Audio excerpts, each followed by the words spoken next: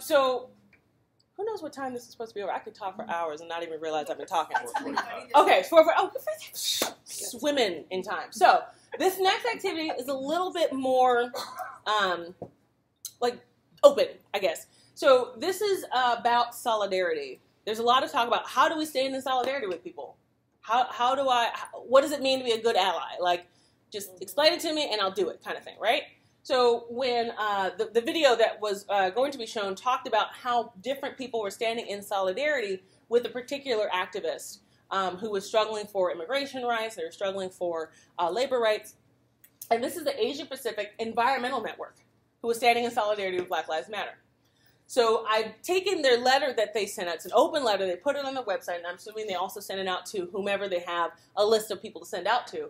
And I just broke it down, and what I want to do is have us look at each piece and sort of quickly figure out why they did this piece. Like, why is it important? What does this mean? Now, I have an idea in my head of what it is, and I can give you that answer. But I also want you to sort of think about it. So in this particular first one, tiny, tiny words, I now realize. We're an Asian Pacific American grassroots organization with membership that spans low-income, working-class Asian Pacific American youth, workers, and tenants from Oakland and New Orleans to New York. As Asian Americans, we believe it's important for us to lift our voices in strong support for justice for Trayvon Martin. In the coming months, as many of us prepare to gather in New Orleans to discuss the role of APA communities in racial justice work, we reflect with heavy hearts on the attacks against all communities of color in the U.S. today.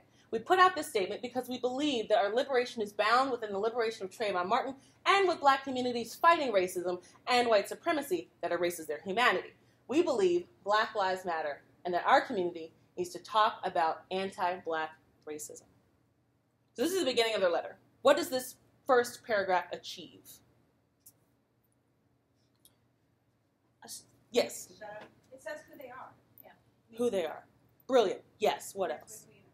Mm-hmm. And then even though they aren't black, they can identify because of the injustices done to them.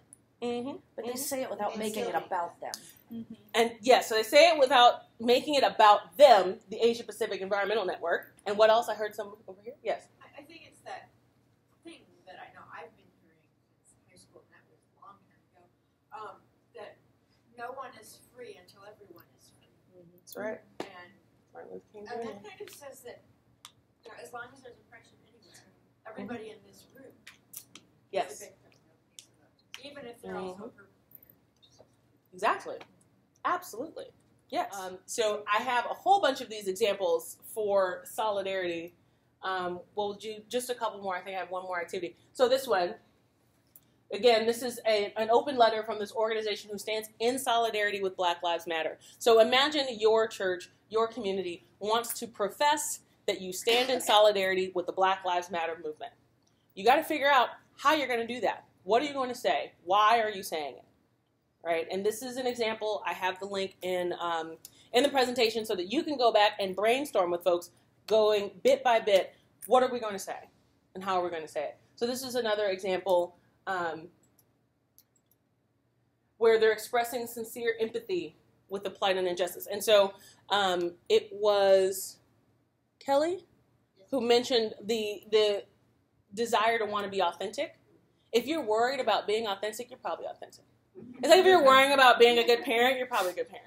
Like it's like one of those kinds of things, you know. And so you get better at it as you do it. And if you don't start, you'll never get good, right? So this is another example here. So they give context. They explain the problem. They give folks the framework of what's happening. Because as we just noted right now, something happens in the news, you might read the headline, you might hear somebody talking about it, but who actually knows the facts, the overarching structure of the situation that's going on? You want to be that person to be able to speak to that and speak about it comfortably. So that when someone says, oh wait, what happened? Or what are the details? You have answers. In an age when everyone can, like this, literally you don't have to type anything anymore. You just, okay, Google, and find an answer. People don't see the Bible as a book of answers anymore, right? People are looking and seeking and searching, but they're not looking there. So be a source, a resource for answers. Be a place where people want to go to get the facts straight, right? Here's another example. I just discovered the rolly thing on the mouse. It's very exciting. Okay. Woo! Tactile. All right.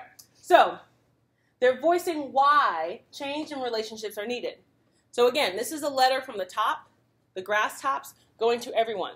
They're modeling what needs to be done. And this is an example of what can be done so that your concentric circles have a roadmap and what to do. Just like Jesus and his disciples, right?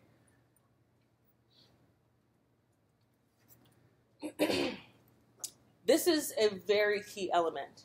There's a lot of spaces that don't have institutional memory. They may be severed from the people's history, like all of these sorts of things. So when you're able to put where you are and where your community is inside of the narrative of the historical arch of the problem, that's where you're able to take people who may not understand what's going on to say, well, when your family started that plantation, and those folks had to do this, and then this, and then this, and this, and now their generation is dealing with these things, and what are you dealing with? So you're able to take them, right, to the mountaintop and show them the whole way why this is important.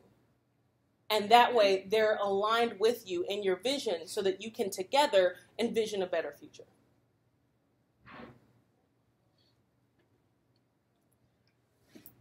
Also very important, in a social media experience, when you only have a little bit of space, you want to say something. I probably should have told you this earlier, but I'm glad. Y'all had some really good ones. So when you want to make up a post or a tweet or something about it, you want to have something that is influenced by your faith, that is influenced by scripture or something that's important to you, that anchors what you're saying and makes it personable.